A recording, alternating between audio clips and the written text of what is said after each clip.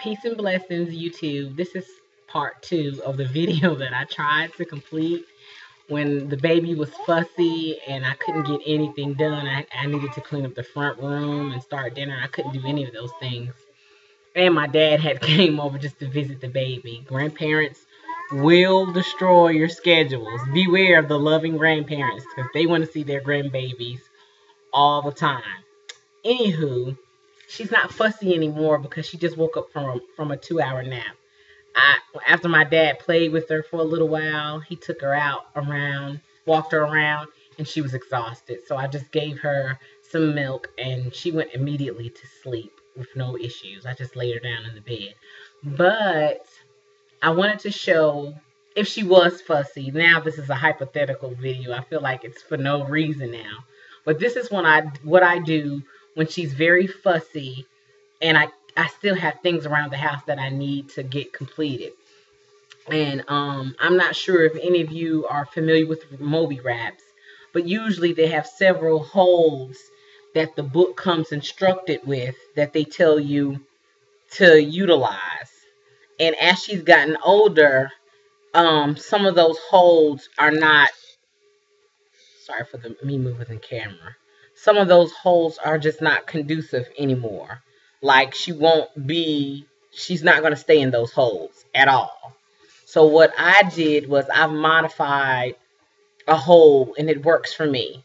Now my husband, Paki, is going to help me with this hold. Basically he's going to help me tie her. I can tie her by myself, which is probably what you need to see. But I wanted to make this video very short because, like I said, she's no longer fussy. She's playing by herself very quietly. Let me be quiet so you can hear her play. You see, she's by herself playing now because she's gotten a 2 hour nap. Again, it's okay to veer off of their schedule, but make sure by the time you start to veer, they've been acclimated to a schedule for a while. Like she's been doing her routine since she's been about 9.5, 10 months. She's 15 months now. So if I miss the time limit for a nap, I just wait for the next time limit. And instead of her taking 2 1 hour naps, she'll just take 1 2 hour nap. Okay, so this is me. She's walking by. I'm gonna tie my little baby to my back, and my husband is gonna help me. Okay, so here we go. And this is using a Moby wrap. I'm gonna flip my hair up because it's too much hair to even try to do it like that. So this is me flipping my hair up so I can tie her.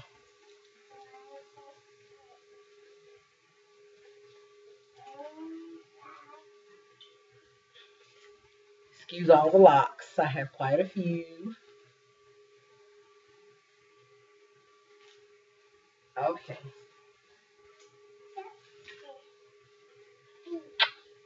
Get on my back. I place her on my back like so. My locks are filled down.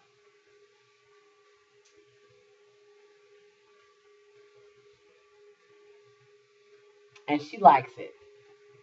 And my husband is just going to wrap her back. And you make sure that the wrap is underneath her shoulders. I grab the wrap right here. Make sure it's snug. I crisscross tie it. And I hand one end to my husband. And she loves it. You see how she just starts to melt on my back? And he's going to put it over her shoulder on one end and underneath her arm on the other end. I'm going to grab that piece too. And I'm going to do this piece the same way. I'm going to cross it over and hand it to him. Here you go, honey.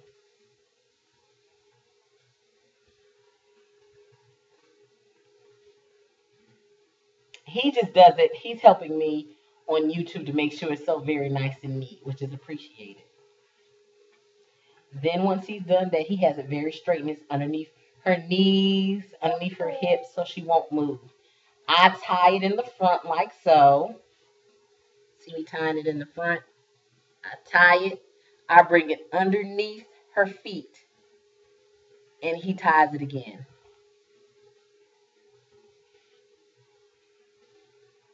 and a knot. And boom. You have a Moby wrap. Sometimes I'll straighten out the front so I don't look completely crazy. But you have a Moby wrap that people usually would tie to the front of them. And she's older now. She's a toddler that knows how to walk. And so rather than tying her to the front of me, she's bigger now. I tie her to the back and I'm going to jump up and down so you can see that she's nice and snug, back and forth. And she likes it. Tell the people hello. Tell her hey. She's not going to do it. Something about being held close, it makes them instantly calm. She's calm. She was just playing quietly by herself, and that's achieved by getting them on a good nap schedule and on a good sleep schedule. But if she was still fussy, I could put her on this and she would go to sleep instantly. I lie to you not. And then I easily just take it off and I just grab the back of it. Oh, before I do that, let me show you how it looks all around. It has your breast covered. This is the other side with her feet out. And I would just take her, if I'm by myself, to unwrap it. I just do this. And she helps me unwrap it. I just do it just like this. I take one side down, and I take the other side down as well. I take it from underneath her foot, from underneath her hip. This is me bending down. I move her to one side, and she lands on her feet. So basically, that's how you tie a baby to your back when they've gotten much too big to tie to the front. Some people still tie their babies to the front. I don't. I put her on my back. My back is a little stronger than my front, and it's very comforting if they're fussy. Okay, I hope this helps someone. She wants to be seen too. Hey. She's saying hey. Say hello. I hope this helps someone. She's no longer fussy, but if she was fussy, that's what I would use to calm her down. Tell them bye-bye. She's shy. Okay. Peace and blessings, everybody. I hope this helps you.